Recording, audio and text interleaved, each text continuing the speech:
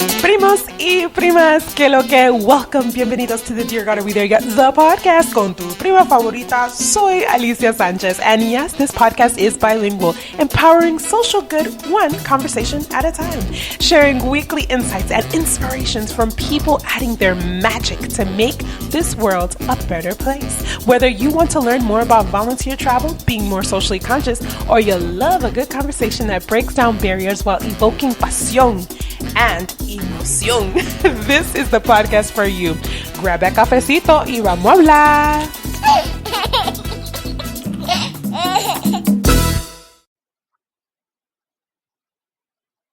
Primos y primas, que lo que, and another episode. I hope you guys enjoyed last week's episode about what's brainwashed 2021, because there's so much noise and there's always going to be constant noise. But more than ever, I feel like there's more and more and more noise, and it has to do with technology.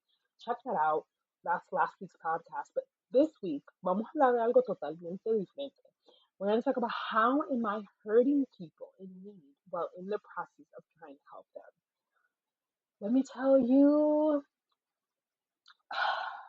I gotta take a little break.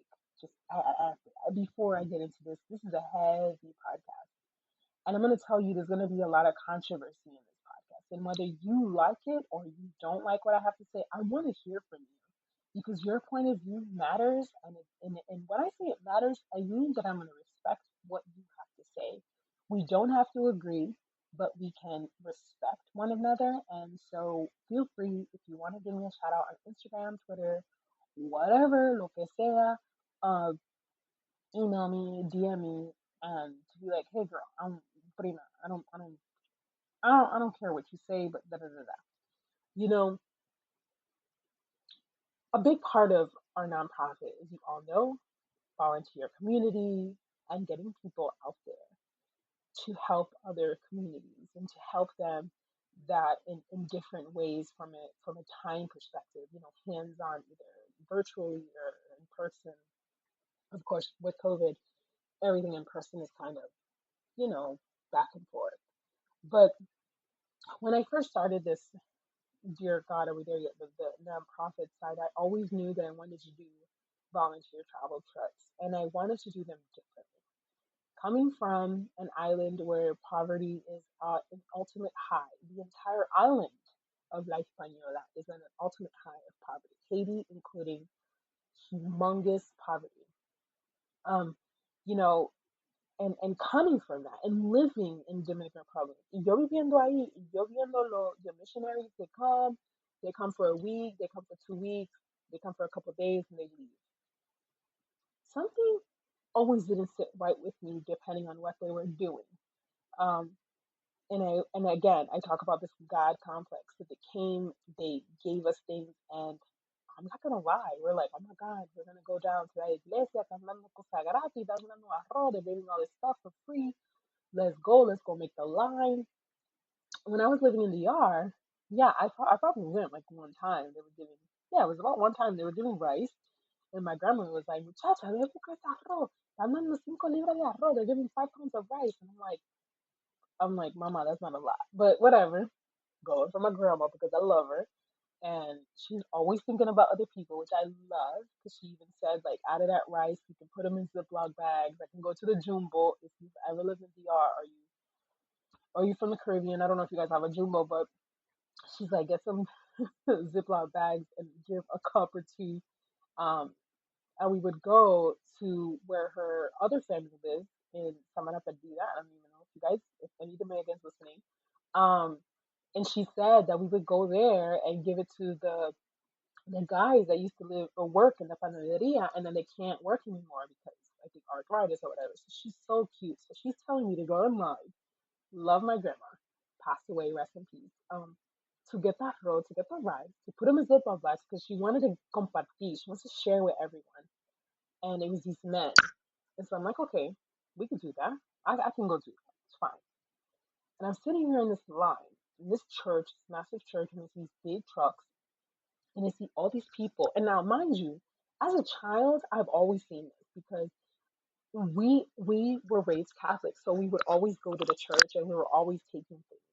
and I would see people, the missionaries, with these shirts on with like a cross and like some biblical version of some whatever. I'm not making fun. I'm just saying I don't remember. Because you guys could be coming at me. And so I see them, and they are getting all la arroz, la habichuela, the rice, the beans. They even had azúcar, they had sugar, they had cafe, coffee, they had all this stuff. And I see them piling it, and they're making little lines. And I see the, Caucasian, white American, they came from, I think they were coming from Texas. Now, mind you, I've always seen this as a little girl, but now that I'm older, at this time, when I was living in DR, I was way much older. I was an adult, and I'm seeing it with a whole new set of eyes. Mind you, when I was younger, I used to see this all the time. We used to come to Higüey and in el campo, in the countryside. They would do the same thing, and we saw it as like, wow, they're coming in and they're giving us this and that. As an adult now, seeing it again, and I I see it, and then I go to the colmado, which is the corner. I get the rice, and I have to go to the colmado. I have to go get some stuff, like other stuff that she wanted me to pick up. It's like a corner shop that they sell like vegetables. I'll never forget what the guy said to me. He was so angry, and I'm like, Primo, what happened? Like, what's up? Like, why are you so mad? Right? He's like throwing stuff and whatever. And he says some not so nice words. It's my lado. He's basically saying like, now nobody's gonna come buy rice from us for the entire month because those malvados, those people, they're coming here giving free rice. This is way before I had Dear God, Are We There Yet? A nonprofit, before me thinking about doing volunteer travel trips. But I knew that I wanted to do volunteer travel trips differently because of my experiences, but I didn't know how piecing them together. I mean, I remember even being in Haiti on another trip with another nonprofit. We were cleaning and building a school and a bathroom and all that stuff. And I was telling this to my friend, like, I'm going to do something and I would be telling her basically what I'm doing now, but I didn't have it all pieced together. Those words stuck with me because I was just like, wow. He said that to me. He's like, nobody's going to buy from me now for the whole month. Because in DR, in Haiti, and most Caribbeans, you only get your salary once a month. You don't get your salary every 2 weeks. I mean, it's very rare. I don't even think there's anybody like you get 1 month. That's it. You get paid. That's it. You get a hold on for the whole time. And it struck something because when I went back to the house and I told my grandmother, and she said, she looked at me. She just stared and she looked at me and the first thing she said is, "Hi, Dios mío." That's all she said. And I can see it in her face, like it just hit her. But she's telling me the beginning, like, go, go, go. And this is all of us. Sometimes we don't see the entire picture of anything because we know that it's a great idea. We know that it would do good because it does good. People need rice, they need to eat, they need these things, right? But we don't see it from a bigger perspective. We don't see it for something larger. So I remember going back because in DR, we go and recycle the bottles for the Coca-Cola. So I was taking the bottles back. We had a whole bunch, and I took it back. And my grandmother, and I told my grandmother that I was going to give him some money. So I gave him some money, and I gave him a $20 bill, American dollar. And he's like, "Pa qué esto?" He's like, "What is this for?" And I'm like, you know, I don't know what this can do, but this is just from us, from my familia Sanchez, like just here. And I said, if you don't want to take it, just think of it as a birthday because Dominicans, they have a lot of pride. So he did, at first he was just like, ugh.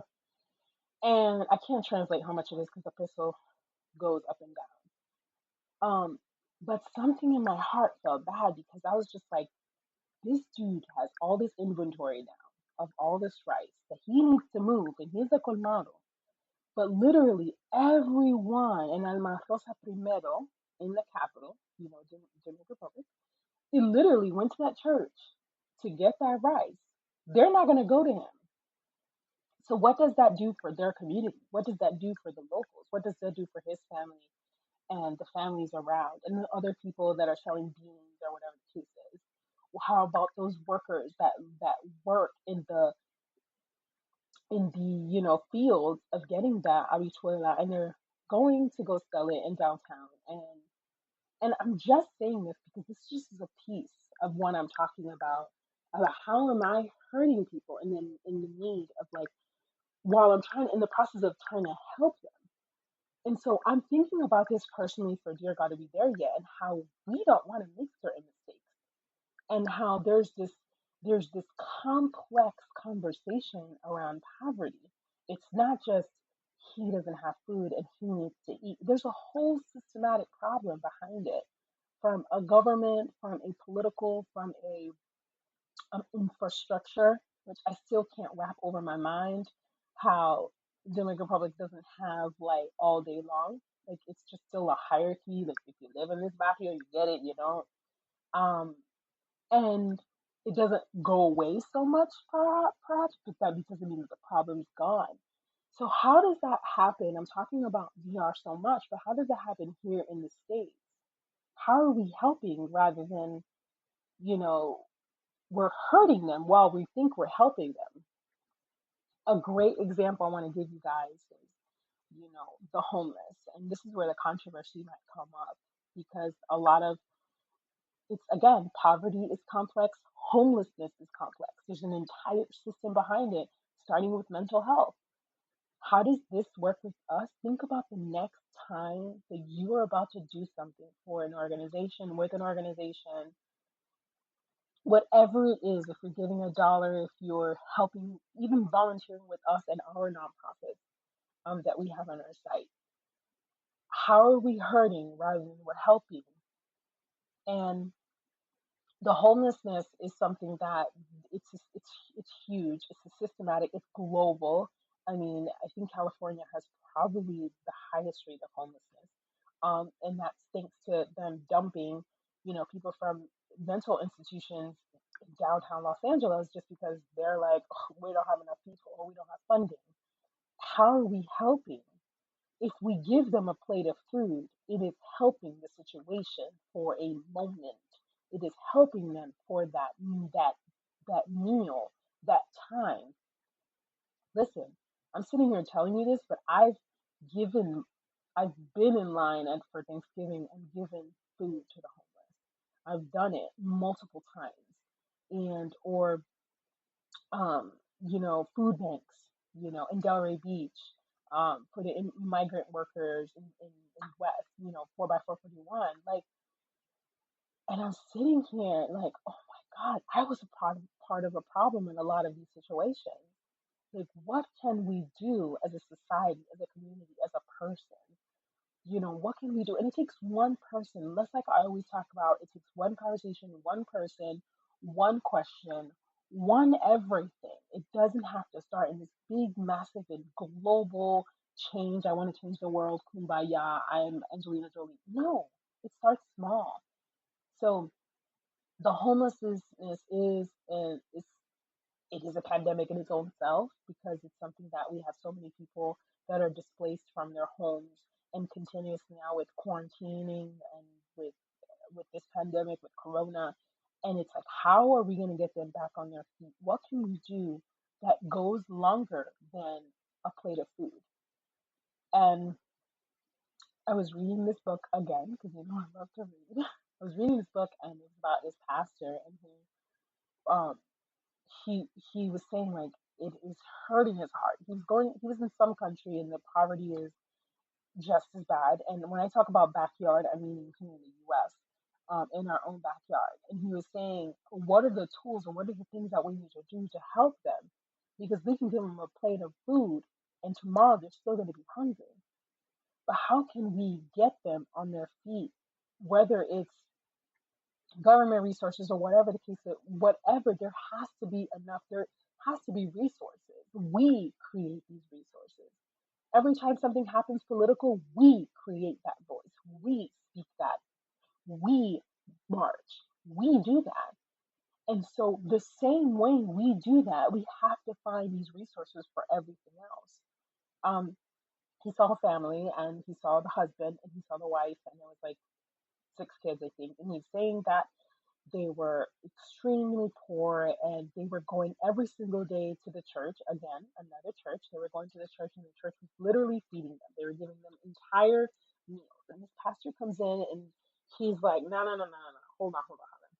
We have to do something because there's going to be some time which the other pastor didn't tell them that they were running out of money to get food. They're like, now we are not going to have resources to keep giving stuff.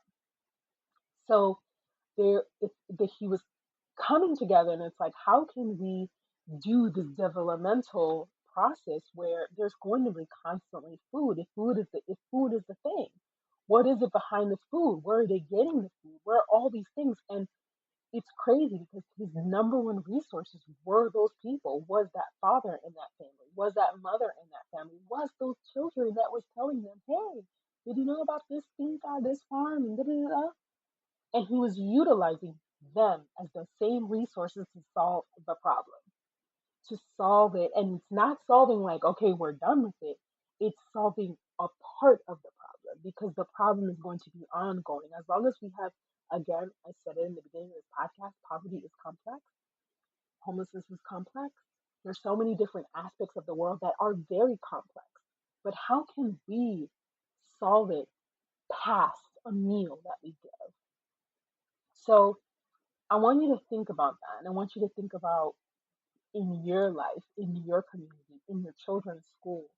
I guarantee you, if you have children, wherever they go to school, even though they're online, there's a lot of children that are hungry. A lot of kids won't have food because they don't go to school, right? That was a huge thing. A lot of mothers have to stay home. There's a constant, again, everything is so complex. So what part of the complexity can we go ahead and try to alleviate through a developmental aspect for change? So think about that. The next time you volunteer for any of the opportunities that we're doing, think about how can you take it a step further? Not just showing up for your hour Skype meeting or whatever to teach a child how to read. How can you take it one step further? We all, my grandmother, God rest her soul, she always used to say, uno se la averigua cuando necesita en el momento. She said, you will figure it out. There's always a solution for everything in that moment because there's always somebody that's going to know somebody that somebody knows something because of their experiences. And we talked about this last week about everybody's facts, but there's always going to be someone knowing something that you might not know of something they used in the past or a resource. And using the same people that need that the part of the poor people in need or the single mothers or whatever, they should be the resources in solving this situation. And we have to take ourselves out completely in the sense that we're there to support and advocate, but we can't come in and be like, I got all the solutions, because that's not solving the problem. That's just coming in and saying, we're just going to feed 1,000 people today, and tomorrow we're not thinking about it, but those 1,000 people are going to probably be more hungry, or they're going to be just as hungry. So I leave that to you today on this podcast because I want to have these conversations with you guys, and I want to start keeping your attention if it's something that you love. And it doesn't have to start huge, like I was saying. It start right in your homes. It can start, within your community. If you have children in your schools, um, every person has a community. No matter what city you live in, there's always going to be like an actual community, and there's going to be needs in that community. What can you do? Uh, I had I had a I was listening to this podcast, and I had a kind of like a moment, and I was like, wow, that's a great idea. So this mom, she noticed that a lot of children at the daycare where her child was going, you know, um, she was just talking to the the staff, and they're like, yeah, a lot of moms, they don't, diapers and all this stuff and blah blah blah. They can't afford certain things. So she started just giving diapers. Now we all know if you have children or you or your auntie or whatever, tú sabes que esa vaina es cara. The diapers are so freaking expensive, right? So God bless his soul because this lady was giving diapers, like just donating them, right? Love her for that. And she probably wasn't giving the non-name brand, according to the story, because I think she was doing like a subscription. That's what it was saying in the podcast, like a subscription of diapers. So it got there so that was super expensive, right? And so she she's just something came to her and it was coming to her. She's like, wow, man, this is becoming like I'm not helping because these kids are gonna get grown. There's more kids that are gonna come in and they're gonna need it. And she's like, no, no, no. I'm gonna take this in my own hands. And so she said, can I do something? Can I there's a couple of things that I love to do. And she says she likes couponing, she likes sales, she likes going thrift shopping, she likes doing all these different things, right? And she was talking to her girlfriend. She's like, let me go to the daycare and I'm gonna talk to the director and I wanna have like this mommy something on Saturday and she was gonna come. And the first time, like two parents probably came. And she's like, oh my God, she felt defeated. She felt like I'm not gonna be able to do something. Like I'm not gonna be able to those two people that came got something from it. And the girl said, I'm never going to do this again because two people only came. And basically, what it was is the two moms came and she kind of showed them how to do kind of like couponing, but at the same time, certain resources. Like she just became like this instant social worker, if you think about it, because she had somebody from her church and she knew to send her, her sister-in-law and all this, and it's like that's how our communities are. When I talk about communities, it doesn't mean where you live. Your community is your network, your family, your friends, the people in between. Shoot, your Facebook. Um, and those two people, one of them, it just took one of them to go back to the director of the daycare and was like, we need to have this again. Like, this is amazing. And lo and behold, the lady was having it again another Saturday. And a couple more people showed up. And she was just like, okay. She was teaching them different dynamics. She taught them about budgeting and she taught them about couponing.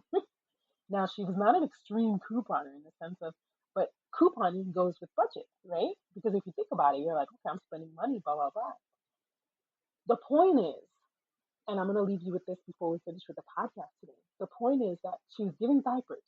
She was solving a problem. She was solving a problem, an immediate problem. It was like, boom, you need it. The kid's going to grow. The kid's going to need more things, and more kids are going to be coming in. And this poor lady's going to be out of her, debt with these diapers because diapers are not cheap and they only get more expensive.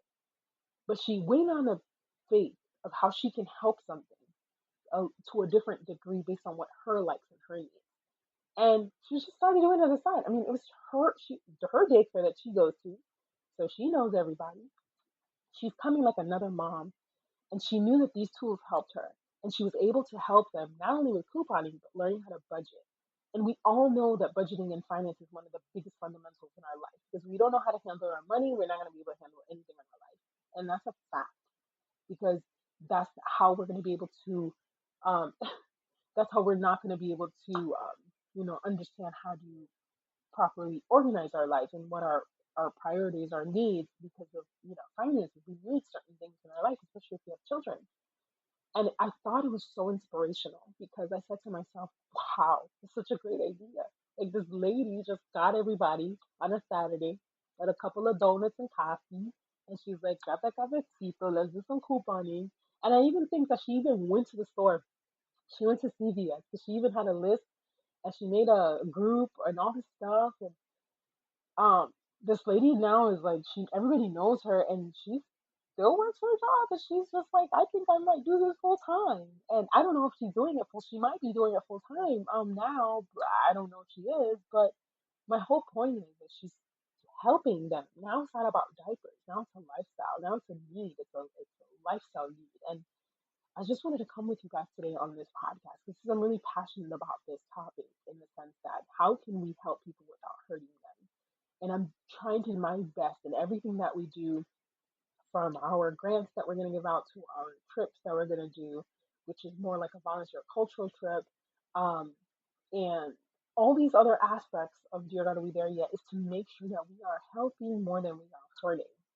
And to think that, yes, we can't just think about this moment, we have to think about the future and how we can teach them something and they can teach us something. Because helping one another and keeping that conversation going just starts with one person. Hasta la próxima. I hope you guys enjoyed this episode and I'll see you guys next week. Ciao. Huepa! Thank you for tuning in. Show us your love and join the conversation on one of our redes sociales, social media. Leave a podcast review and be sure to tune in next week. ¿Y qué ahora? What's next? Check out our website and volunteer today. We have so many virtual volunteer opportunities, and remember, you can be a part of the change in a changing world. Hasta la próxima. Besos!